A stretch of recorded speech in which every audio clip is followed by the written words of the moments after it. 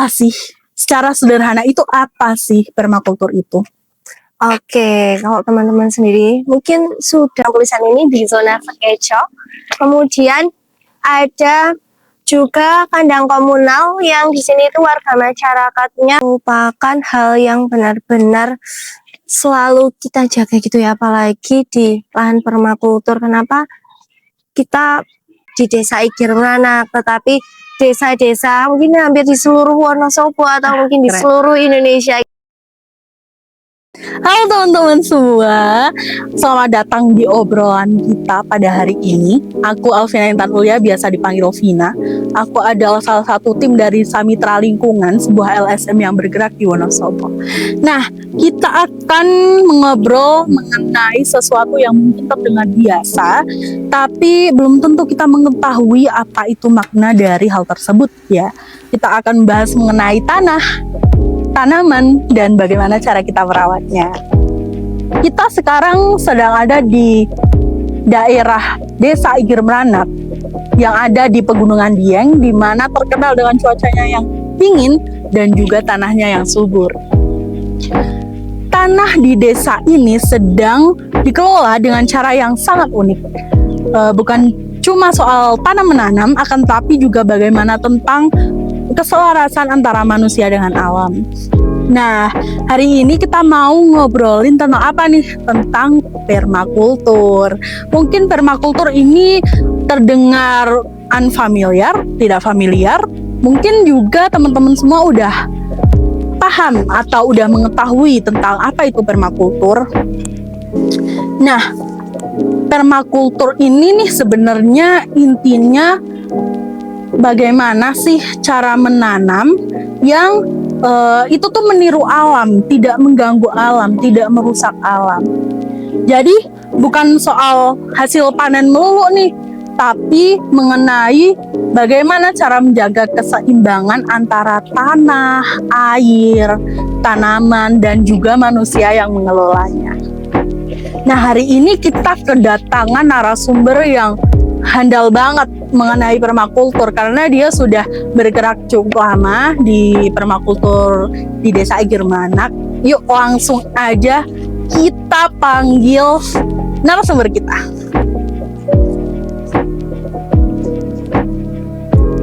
Ya, halo. Nah, kita udah bersama narasumber kita nih. Silahkan perkenalkan dulu kepada teman-teman semua. Oke, halo teman-teman semua. Perkenalkan, nama saya Trisna. Oke, saya di sini merupakan penanggung jawab dari permakultur di Desa Igir Meranak, Kecamatan Kejajar. Kemudian saya merupakan salah satu tim dari Samitra Lingkungan. Oke, gimana nih Kak kabarnya? Oke, alhamdulillah kabar saya baik dan sangat-sangat baik. Kalau Kak Vina sendiri gimana nih? Tentunya juga baik juga. Oke, kita bakal ngebahas tentang sesuatu tadi Kak, permakultur. Iya. Kita ini mau menggali apa sih sebenarnya permakultur itu, kemudian bagaimana sih pengelolaan lahan permakultur di Desa Igir Meranak, kemudian bagaimana peran warga ya Kak di dalam pengelolaan permakultur di Desa Igir Meranak ini. Oke, kita mulai mungkin ya dengan pertanyaan yang tipis-tipis dulu mengenai hal yang paling dasar Kak. Apa sih, secara sederhana itu apa sih permakultur itu? Oke, kalau teman-teman sendiri mungkin sudah sering mendengar gitu ya, untuk permakultur sendiri itu merupakan singkatan dari permanen agrikultur, atau buat yang sekarang ini lebih dikenal dengan permanen kultur gitu.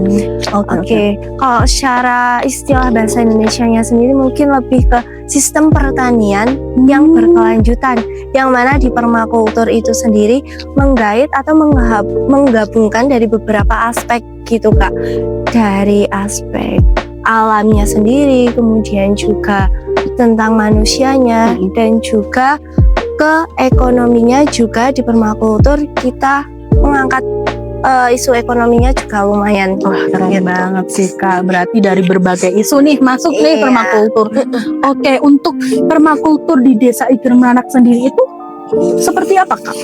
Oke, kalau di Desa Igir Meranak sendiri ini ada beberapa buat macam-macam aspek gitu ya Kak. Kita buat di sini nih sekarang lagi di lahan permakulturnya sendiri, yaitu ada di kita belakang tulisan ini di zona Sekecok. Kemudian ada juga kandang komunal yang di sini itu warga masyarakatnya memelihara domba, kemudian juga ada kambing. Kemudian dari hasil kandang komunal itu yang kebanyakan orang tidak dimanfaatkan gitu kan ada kotoran hewannya gitu ya Kak. Nah itu kita proses juga menjadi pupuk. Di sini sudah ada pabrik pupuknya sendiri. Kemudian selain itu di sini kita juga ada warung permakultur yang nantinya untuk proses pasca panen, kemudian untuk meningkatkan perekonomian warga. Selain itu di sini juga ada homestay gitu Kak. Jadi ada kurang lebih 6 gitu ya. Keren banget sih Kak. Berarti itu semua terkelola menjadi satu kesatuan gitu benar, ya Kak. Saling melengkapi ya Kak. Jadi berputar. Kemudian seberapa penting sih menjaga alam agar tetap subur untuk anak cucu kita nanti? Oke, itu merupakan hal yang benar-benar selalu kita jaga gitu ya, apalagi di lahan permakultur. Kenapa kita sangat-sangat menerapkan di lahan permakultur ini menggunakan yaitu salah satunya yaitu bahan-bahan yang organik itu untuk menjaga alam ya, untuk keberlangsungan hidup, sehingga nantinya alam itu tidak mudah lelah gitu ya Kak, jadinya nanti rusak sehingga nantinya tidak maksimal gitu. Kita menggunakan bahan-bahan organik di sini seperti pupuk kita produksi sendiri, kemudian pestisidanya pun kita menggunakan pestisida organik. Keren banget. Iya.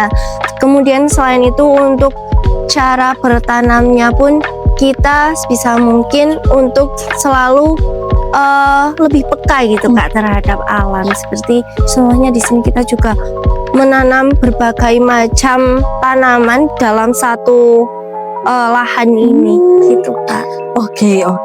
Wah, keren sekali ya Kak. Berarti ini merupakan sebuah investasi untuk anak cucu kita ke depan. Iya. Merupakan langkah awal juga nih ya Kak, karena ini mungkin skalanya belum sampai yang berhektar-hektar. Iya, masih dalam. Oke. Kemudian siapa saja sih kelompok yang mengelola lahan permakultur ini? Yang biasa memperhatikan kesehatan tanaman, kemudian mengecek, mengukur dan lain-lain. Oke, kalau untuk kita sebenarnya ada beberapa kelompok gitu ya Kak di permakultur itu sendiri. Kalau untuk khusus di lahannya sebenarnya kita juga mengait dari beberapa kelompok gitu lah ya. Kita kalau yang sering buat di sini itu ada kelompok ibu-ibu. Itu ibu-ibunya juga kita dari beberapa kalangan gitu Kak. Jadi juga bisa sambil belajar gitu. Kemudian juga terkadang pemudanya juga membantu ikut buat mengolah di sini gitu. Kurang lebih itu sih Kak. Oke. Berarti ada banyak juga ya kalau Iya. di sini.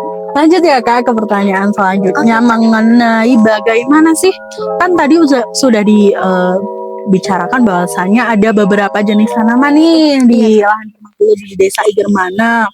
Nah, gimana sih cara penataannya supaya tanaman itu tidak saling bertabrakan nutrisinya begitu Kak? Oke, kalau di sini sendiri kita kan ada berbagai macam jenis tanaman gitu ya Kak. Ada kayu-kayuan, kemudian ada tanaman perkebunan, sayuran gitu.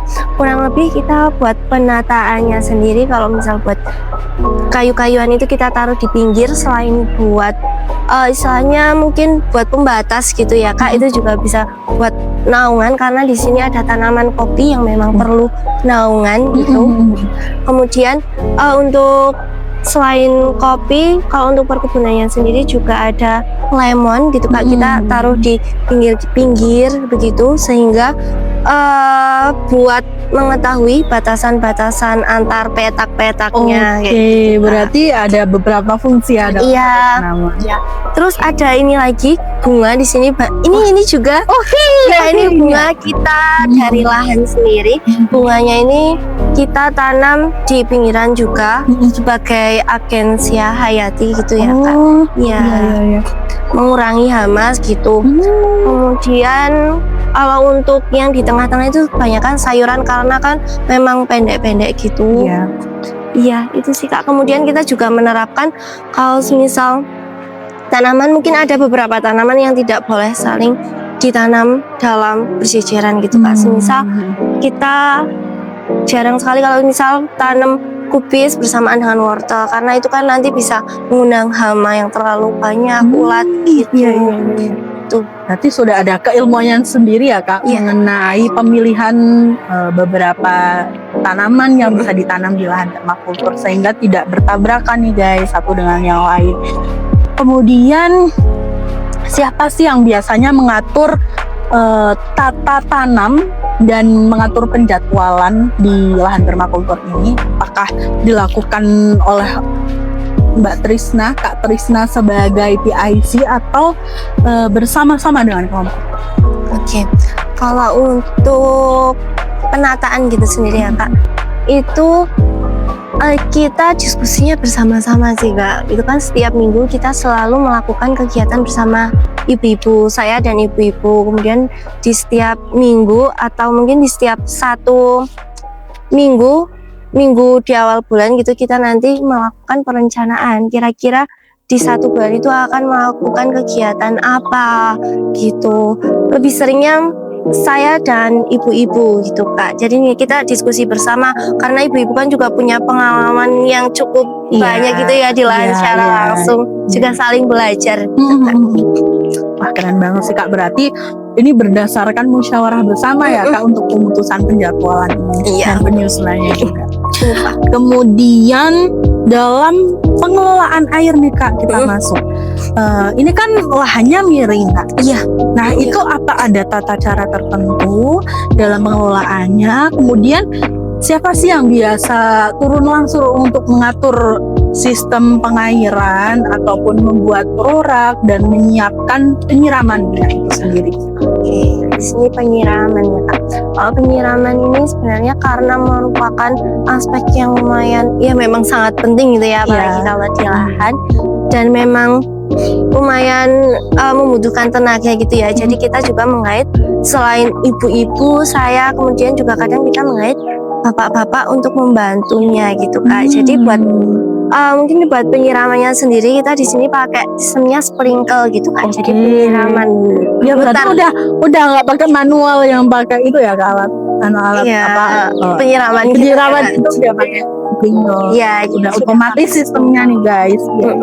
Pakai sprinkle itu karena pemasangannya kan cukup rumit gitu ya. Jadi kita juga meminta tolong buat kelompok bapak-bapak pupuk gitu untuk memasangkannya. Kemudian kalau buat bedengannya sendiri kan itu juga berpengaruh ke air ya Kak. Jadi kita membuatnya sebenarnya yang menyapu gunung. Jadi buat airnya itu tidak langsung turun sehingga tidak gampang buat erosi atau tanahnya itu terdegradasi gitu Kak. Wah keren sekali kita. Ini juga selain kita nguri-nguri tanaman, kita juga nguri-nguri tanah nih biar gimana caranya nggak longsor sampai bawah. Iya, karena itu kan juga bergantung ya Kak dengan air. Iya benar sekali.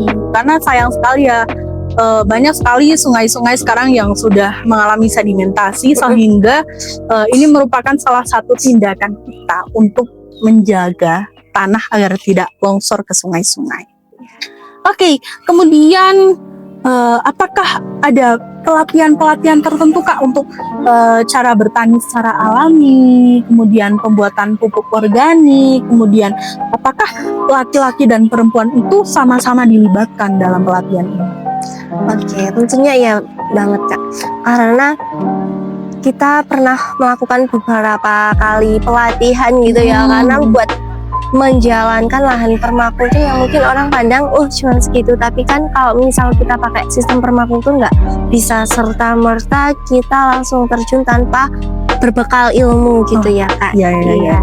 Jadinya juga buat pelatihannya itu kita selalu menyertakan ibu-ibu yang terjun langsung, kemudian juga bapak-bapaknya, baik itu dari mungkin penanamannya, bagaimana pola tanamnya, kemudian pembuatan pupuk, pestisida kayak gitu. Kemudian kalau semisal setiap kali pertemuan atau setiap kegiatan kita juga saling berbincang-bincang mengenai bagaimana, atau kita selalu bertukar ilmu kayak gitu Kak.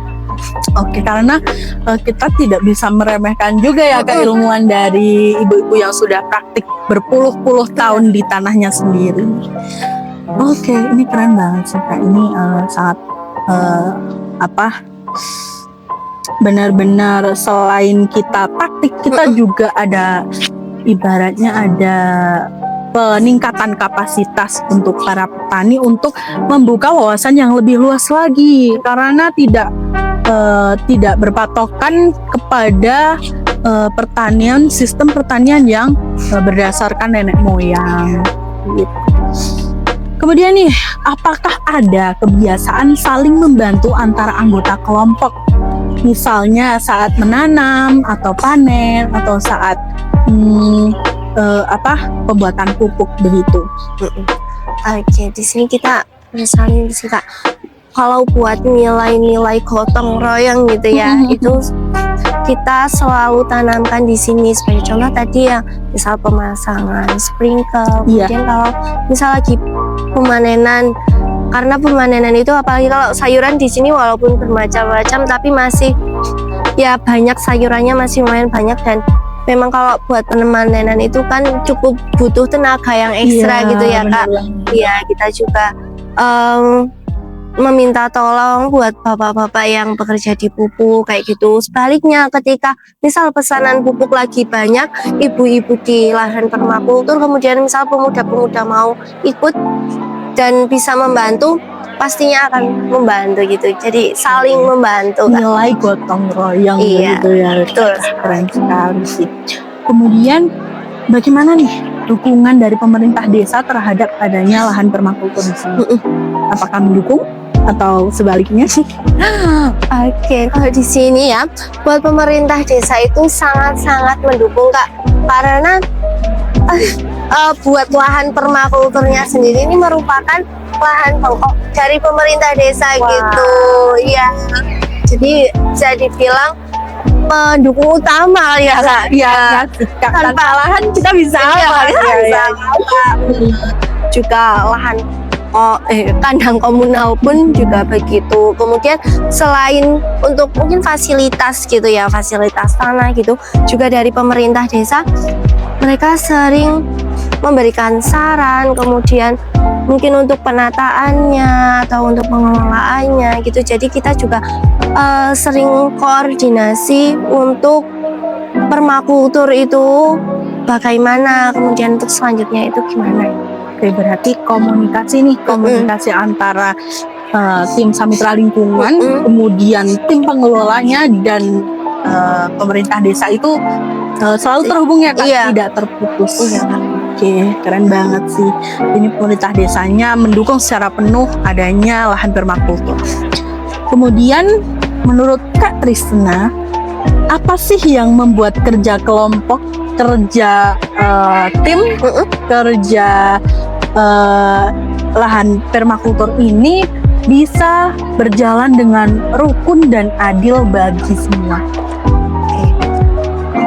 Itu yang paling utama, kita itu selalu menerapkan nilai-nilai gitu ya Kak, kayak seperti tadi gotong royong, kemudian rasa tanggung jawab, kemudian kejujuran, kemudian ada juga disiplin.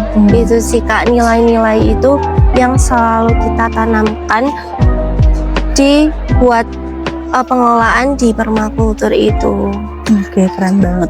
Berarti apalah arti sistem ketika nilai-nilai itu tidak bisa tertanam gitu ya? Kak. Sehingga dapat dilihat dari 2 tahun kemarin itu selalu berjalan, walaupun perubahannya tidak signifikan, akan tetapi selalu pengelolaannya itu selalu berjalan ya Kak, tidak Iya. pernah absen begitulah, setiap minggunya selalu ada pertemuan setiap hari Kamis. Masuk ke mungkin nyerempet-nyerempet dikit ya Kak ke ranah ekonomi. Bagaimana cara pengelolaan hasil panen? Kan ini ada berbagai jenis tanaman di sini. Iya. Otomatis kan juga panen itu mesti sesuatu hal yang akan selalu menjadi buntutnya begitu. Apakah dijual secara bersama-sama? Apakah ada pembagian-pembagian tertentu untuk hasilnya? Kemudian apakah untuk dikonsumsi sendiri oleh masyarakat di Desa Iger Meranak? Dan siapa yang biasanya mengatur hasil panen ini? Oke, kalau untuk hasil panen sendiri ya Kak, di sini karena kita memang sistemnya berkelompok gitu ya Kak, bersama-sama, untuk hasil panennya pun kita jual secara bersama-sama. Kemudian kalau untuk mungkin pembagian nanti pendapatannya gitu ya Kak, itu kita sistemnya di sini bagi hasil. Kita sudah ada persenannya sendiri-sendiri gitu. Iya, untuk dibagikan, untuk berbagi hasil. Kemudian untuk hasil panen sendiri, mungkin kalau misal panenannya cukup besar, kita bisa langsung jual. Kalau misal sedikit dan memang itu tidak gimana ya, kalau untuk dijual tidak mendapat hasil yang seberapa gitu, nanti bisa langsung dikonsumsi atau kita bagikan ke ibu-ibu pengelola kayak gitu.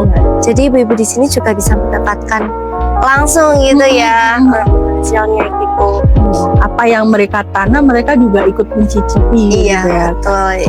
Sekali sudah ada pembagian hasil juga, sehingga keadilan itu memang benar-benar ada ya Kak. Iya. Kemudian siapa sih dalam kelompok yang memutuskan penggunaan uang hasil panen, dan apakah dibicarakan bersama? Oke, iya, itu selalu kita bicarakan bersama ya Kak, walaupun di sini kan kalau misal kita berbicara mengenai lahan, mengenai pertanian, pasti ada saja gitu ya kebutuhannya. Iya, betul gitu. sekali. Seperti misal kita, walaupun kita menggunakan pupuk organik, tapi kan kita juga butuh bahan-bahan yang lain kayak gitu ya.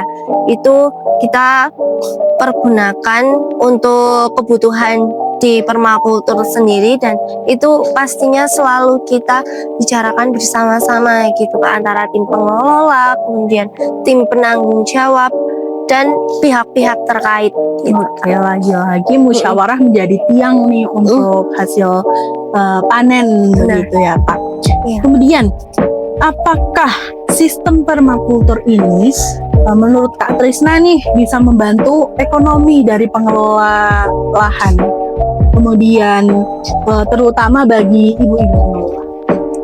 Oke, sangat-sangat membantu ya Kak, karena dengan adanya, walaupun ini mungkin sekitaran lahan permakultur itu kurang lebih luasnya 2000 meter persegi ya Kak, seperempat hektar kurang lebih lah ya. Iya, itu kalau misal kita kelola dengan baik, itu benar-benar bisa menghasilkan. Dan kita juga di sini pakai pola tanamnya itu bergantian atau berurutan kayak gitu. Jadi bisa mungkin kita nanti bisa panen, ada yang bisa panen mingguan, kemudian panen bulanan, kemudian ada tahunannya juga gitu. Kemudian dari hasil itu kan nanti kita juga bagi hasil gitu ya, secara nggak langsung itu juga bisa membantu perekonomian dari kelompok permakultur itu sendiri. Oke, berarti di sini tidak hanya gotong royong secara percuma, akan tetapi tetap kita harus memikirkan bagaimana perekonomian dari pengelolanya itu bisa meningkat. Tidak hanya ibaratnya secara kasarnya begitu adalah gratisan atau volunteer gitu ya. Kemudian apakah ada rencana bersama untuk mengolah hasil panen menjadi suatu produk lain yang bisa dikerjakan oleh perempuan di Desa Iger Meranak? Oke, tentunya itu sudah kita lakukan juga Kak, tapi kita juga masih terus berinovasi gitu ya. kalau yang sudah kita lakukan di sini kan kita ada punya tanaman kopi gitu ya. Tanaman kopi ini kita tidak hanya jual sebagai bentuk buah kopi segar atau cherry gitu ya kalau di sini sebutannya. Kita juga sudah mengolahnya menjadi minuman kopi. Iya. Terus selain itu kita kemarin juga habis uji coba nih Kak, membuat keripik dari wortel. Wow, Gitu. keren banget. Kemarin kan kebetulan harga wortel itu untuk di tingkat petani itu sangat-sangat murah Kak. Itu sekilo itu hanya 2.000 Kak. Wah. Sekilo. Wah, 2.000 Kak. Iya, yang 2.000 di sini bisa sampai sekitarnya. Makanya terus berinovasi. Iya, jadi buat menaikkan Keren banget. harga dari produk ini. Wah, banyak kali inovasi mungkin yang sudah dilakukan. Iya. Untuk menunjang ekonomi juga ya, lagi-lagi kita juga harus mikirkan bagaimana kelompok bisa terus berkembang. Nah, kemudian ada nggak sih sebuah adat atau kebiasaan di desa Iger Meranak mengenai orang tua yang mengajarkan nilai-nilai dari nenek moyang zaman dahulu yang masih dilakukan sampai sekarang? Oke, ini walaupun permakultur ini sudah sistemnya kita buat pertanian berkelanjutan gitu ya, tapi kita nggak melupakan juga di sini warga masyarakatnya untuk adat istiadat. Apalagi kalau mungkin teman-teman kita gitu, kalau ke daerah dia yang mesti terkenal banget gitu ya Kak, dengan adat yang ini rambut gimbal, syukur rambut gimbal. Iya. Di sini juga kita nggak melupakan buat adatnya itu. Di sini ada adat yang mungkin cukup terkenal di Iger Meranak, itu ada uruat mata air gitu Kak. Jadi setiap awal suro, mungkin tepatnya tanggal 1 suro, itu ke mata air kemudian meluat. Jadi kita di sana mungkin bahasanya selamatan gitu ya, mengucapkan rasa syukur atas keberlimpahan air gitu. Selain itu kalau untuk rasa syukur dari hasil pertaniannya gitu, di sini kita melakukan ada setiap 1 tahun sekali itu ada merti bumi Kak, namanya itu Keren. benar-benar acara besarnya desa sini gitu Kak. Iya. Mungkin teman-teman yang pengen. Iya, karena itu merupakan suatu acara yang besar yang tiap tahunnya pada tamu kita. Yang tiap tahunnya diselenggarakan ya Kak, setiap mungkin sekitaran bulan Agustus Ya, Agustus September. Dan selain itu juga ada ini ya Kak, apa namanya, Kongres Mata Air. Iya, Kongres Mata Air juga. Jadi benar-benar adat kemudian kebiasaan nenek moyang di desa Iger Meranak itu masih dilakukan sampai sekarang sebagai bentuk menyelaraskan antara manusia dan juga alam. Kita tidak akan pernah melupakan hal tersebut karena menurut kita itu merupakan hal yang penting untuk mengungkapkan rasa syukur kita. Benar-benar. Bagaimana sih masyarakat di sini memandang perubahan cara bertani yang secara turun-temurun menjadi pertanian permakultur ini Kak? Dengan sistem permakultur, apakah diterima oleh semua kalangan? Ataukah ada yang sudah praktik di lahannya masing-masing? Ataukah ada yang menolak nih tentang sistem pertanian permakultur? Oke, kalau untuk warga masyarakat di sini, karena kebetulan lahan permakultur ini kalau dari desa Iger Meranak itu merupakan mungkin bisa dibilang pusatnya desa gitu ya, karena memang banyak sekali warga yang berlalu lalang lewat sini. Kemudian di sini juga menjadi, karena lahannya itu di tengah-tengah desa gitu ya, jadi banyak masyarakat yang melihatnya secara langsung. Pasti kalau awal-awal pasti pada bertanya-tanya, kemudian pada kepo ini sebenarnya mau dibuat seperti apa, karena buat mereka pastinya ketika awal pembentukan permakultur ini cukup menjadi hal yang awam gitu ya. Jadi kalau untuk sekarang sendiri, warga masyarakat sudah banyak yang menerapkan pertanian yang berkelanjutan seperti di permakultur gitu Kak. Seperti contohnya di lahan-lahan mereka sendiri itu sudah banyak yang menanam berbagai macam tanaman. Jadi pola tanamnya itu tumpang sari gitu ya. Ya Kak, jadi nggak cuma satu jenis tanaman saja, mereka sudah menanam berbagai macam tanaman di lahan mereka gitu Kak. Kemudian juga mereka sudah banyak yang menggunakan pupuk organik sebagai pupuk dasarnya gitu Kak. Jadi ya walaupun perubahan itu memang tidak secara langsung mereka langsung mencontoh gitu Kak ya, tapi secara perlahan-lahan, dan sekarang ini sudah banyak sekali warga masyarakat yang sudah menerapkan pola tanam itu gitu. Berarti sedikit demi sedikit ini akan membentuk sebuah kesadaran untuk bertani secara alami ya Kak. Karena memang kita juga harus memikirkan bagaimana lahan kita ratusan tahun ke depan yang akan keren banget sih Kak. Kemudian sebenarnya tuh bagaimana sih harapan dari Kak Trisna sendiri untuk pengelola lahan permakultur ini, kemudian lahan permakulturnya juga, ini apa sih harapannya? Oke, sebenarnya kalau harapan dari saya sendiri sangat-sangat besar untuk permakultur itu sendiri ya Kak, karena permakultur ini merupakan sesuatu yang sangat-sangat berpotensi, sangat baik gitu ya untuk kedepannya, karena sistemnya berkelanjutan kayak gitu. Karena buat di permakultur ini sendiri memberikan dampak yang sangat positif untuk di Desa Igir-Merana gitu, sudah dapat kita lihat gitu.